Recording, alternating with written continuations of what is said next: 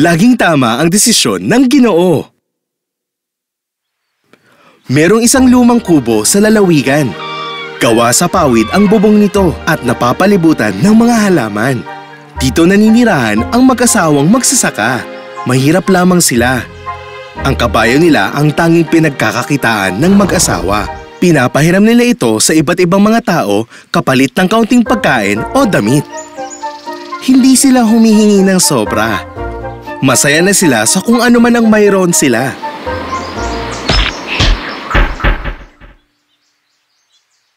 Naku, mahal! Tingnan mo, may butas na itong bubong natin! Oo nga no, pero ayos na rin yan.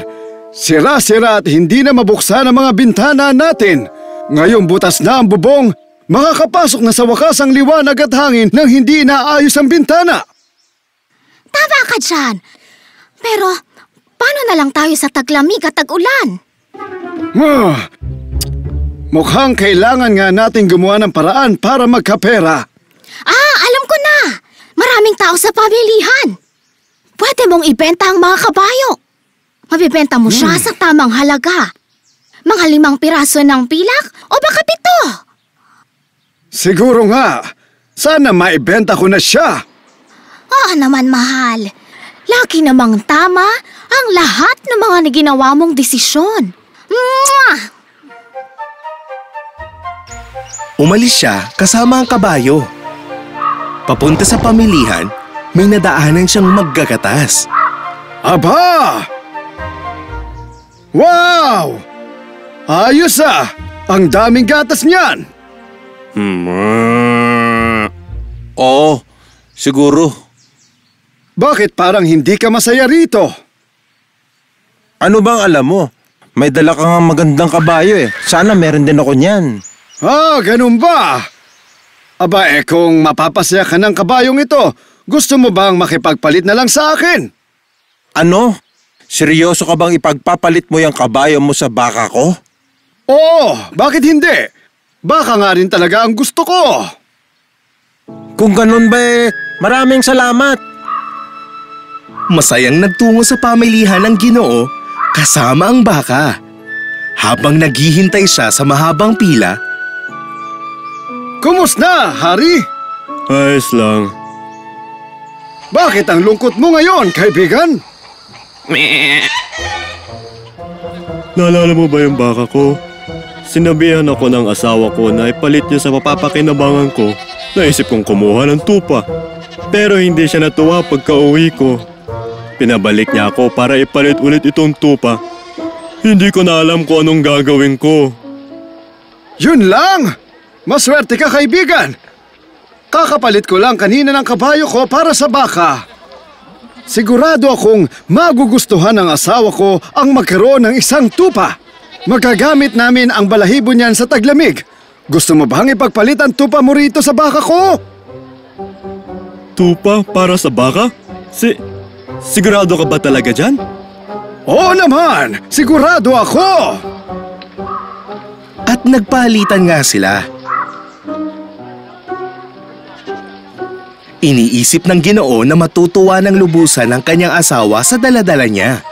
Tama nga si Hari! Mapapakinabangan ko tong tupa! Anong tingin nila sa sarili nila? Isang dosenang mansanas lang naman ang hinihingi ko. Hindi pa ba sapat ang 3 itlog bilang kabayaran? Ginang! Ayos lang po ba kayo? Ano ba yan?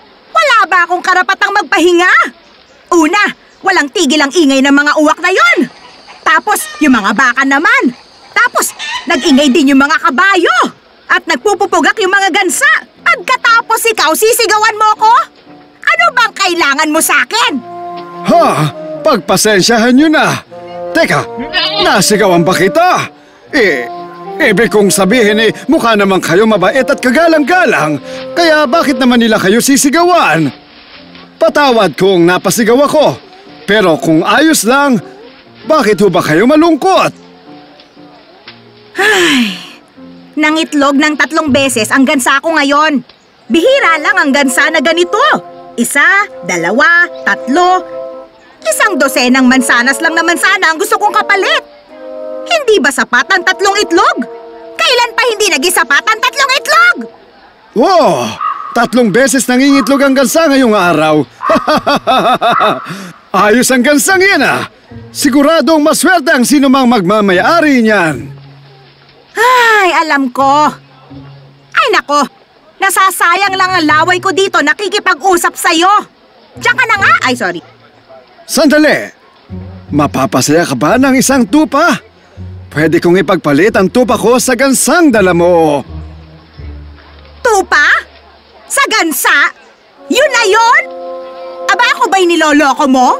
Mainit ang dugo ko at hindi ako nakikipagbiruan sa'yo. Nako hindi! Wala akong balak na lokohin ka, Ginang. Magugustuhan lang ng asawa ko ang gansang dala mo. Pakiusap, pag-isipan mo na sana. Ganun ba? Siya, sige na nga, pagbibigyan na kita. Kung gusto mo talaga, iuwi mo na ang gansang ito sa asawa mo at akin na ang tupa.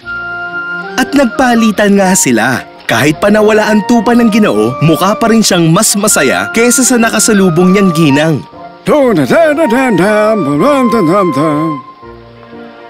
Pagsapit ng dilim, nagpasya nang umuwi ang Ginoo.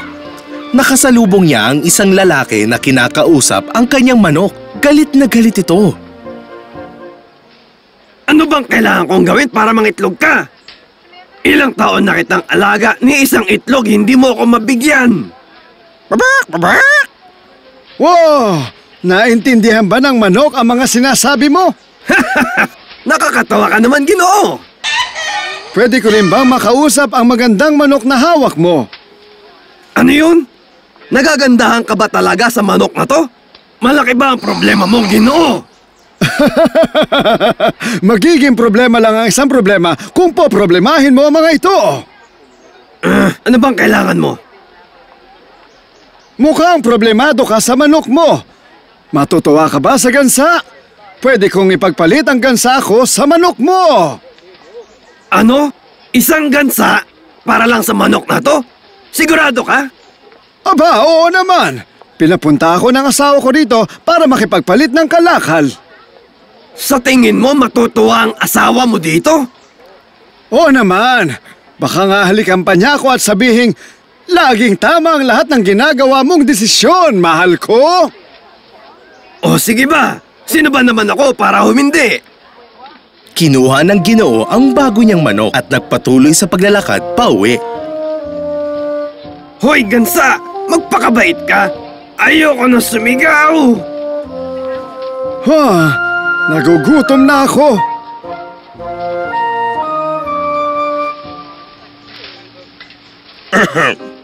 Bakit ang nalagay mong marshmallow sa tsokolate niya? Samantalang yung sa akin, 5 lang. Hindi patas to, ha? Pero sir, yun na lang po lahat ang natira namin dito. Hindi na namin problema yan. Makakatulong ako.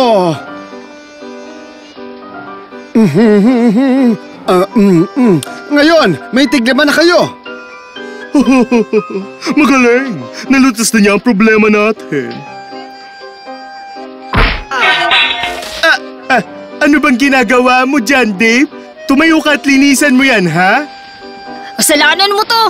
Tingnan mo! Ang lalaki ng sakong to eh! Hindi dapat ako ang nagbubuhat nito!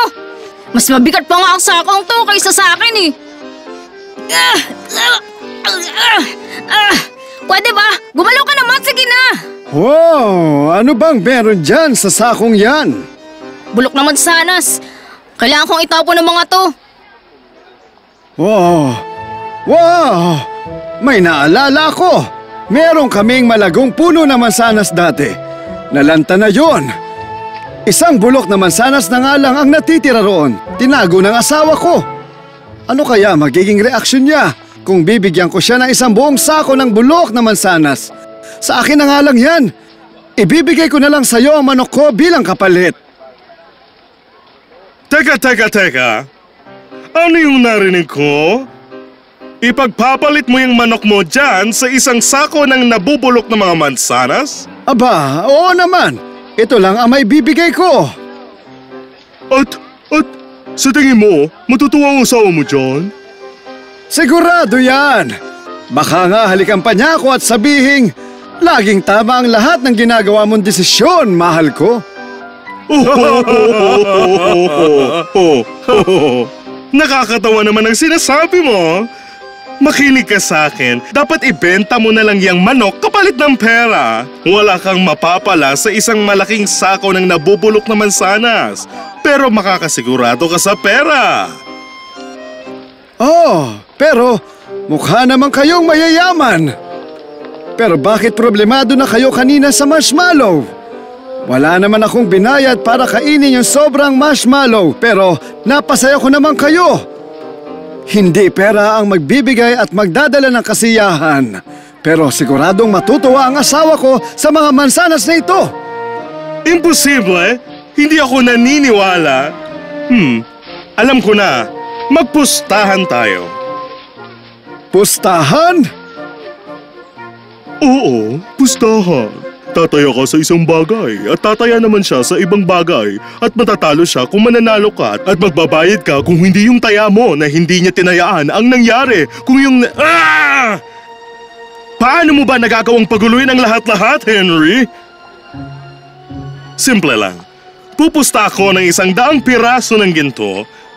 Sasama kami sa bahay ninyo at ikukwento mo sa asawa mo ang lahat ng nangyari buong araw sa harap naming dalawa. Kung hahalikan niya ang noo mo at sasabihin, laging tama ang lahat ng desisyon mo, mahal ko, saka ka namin babayaran ng 100 piraso ng ginto. Pero wala akong kahit anong maibibigay na kapalit sa inyo. Wala akong pakialam dahil imposibleng matalo kami sa pustahan na to. Pero hindi naman ito magiging pustahan kung wala man lang akong itataya na kahit anong bagay. Alam ko na. Pag natalo ako, sa inyo na lang ang buong sako ng mansanas. Sige. Sige. Umuwi ang Ginoo kasama ang 2 pang mga ginoo. Masayang tinanggap ng kanyang asawa ang mga bisita. Kumusta na ang araw mo, mahal ko? Hay, kakaiba nga eh. Hihingi sana ako ng konting paminta kay Ginang Eriksen. Aba tumawa lang siya at sinabing, ni 1 bulok na mansanas wala akong may bibigay sa'yo. Piriin mo yun, mahal. Ang yaman-yaman nga niya. Pero wala naman siya kahit 1 bulok na mansanas. Naibenta mo ba yung kabayo? Ano yung nasa sako? Oh, mahal ko. Ipinagpalit ko yung kabayo natin sa 1 baka. Naku, mahal! Bakit nakasako yung kawawang baka? Nako, hindi mahal ko. Wala siya dyan. Wala dito ang baka. Ipinagpalit ko sa 1 tupa. Mas mainam! Pwede nating magamit ang balahibo niya sa taglamig. Pero paano siya makakahinga sa loob ng sako? Hindi. Wala yung tupa. Ipinagpalit ko sa gansa. Gansa! Mas maganda! Pwede ako makahingi ng pagkain kapalit nito. Nako, hindi na kailangan. Pinalit ko yung gansa sa manok. Pinag-isipan mo na talaga ang lahat, mahal. Magkakaroon na tayo ng itlog. Pero hindi pa rin dapat nilalagay sa sako ang mga hayop. Hayaan mo. Teka lang, mahal. Pinagpalit ko ang manok sa 1 sako ng bulok na mga mansanas. Handa nang magtawanan ng 2 ginoo. Alam nilang magagalit ang asawa nito sa kanya dahil sa ginawa niya. 1 sako ng bulok na mga mansanas? Naalala mo ba yung tanim nating punong mansanas noon? Sobrang hiniyakan ko ang punong yon matapos malanta. Pinakaingatan ko ang nag-iisang bulok na mansanas na natira mula dito. Ipapakita ko kay Ginang Eriksen. Wala siya ni 1 bulok na mansanas. Pwes, meron na akong 1 buong sako. Sino nang mas mayaman ngayon? Hay, mahal. Tama nga. Laging tumatama ang lahat ng desisyon mo, mahal ko. Tumupad sa usapan ang mga ginoo. Binigyan nila ang mag-asawa ng 100 piraso ng ginto at nagpaalam na sa kanila. Kawawang mag-asawa. Nawalan sila ng kabayo, ng baka, ng tupa, ng kansa at ng manok sa loob ng 1 araw. Wala ka bang natutunan kahit ano ang ngayong araw, Henry? Nakakabilib silang dalawang mag-asawa. Magagaling.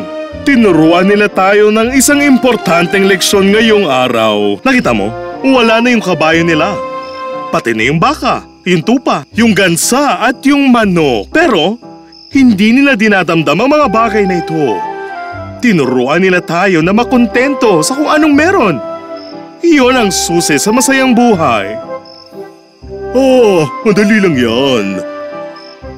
Nabubuksan ng susi ang kandado, pero ano ang susi kung walang kandado? Kailangan mahanap yung kandado na sakto sa susi para mabuksan ang daan sa masayang buhay. Kaya dapat hanapin mo muna yung kandado. Ibang klase ka talaga, kaibigan. Kakaiba ka talaga. Ipaalala mo nga sa akin na huwag ka nang tanungin kahit kailan. Oo, paano kung makalimutan kung paalalahanan ka? Kailangan mo kung paalalahanan na paalalahanan ka. Pero nagpapaalala ka sa akin kasi baka makalimutan mo. Kaya naman kailangan kitang paalalahanan na paalalahanan ako na paalalahanan ka na hindi na ako tanungin ulit. Masayang nagpatuloy ang pamumuhay ng mag-asawa. Dahil laging tama ang desisyon ng Ginoo.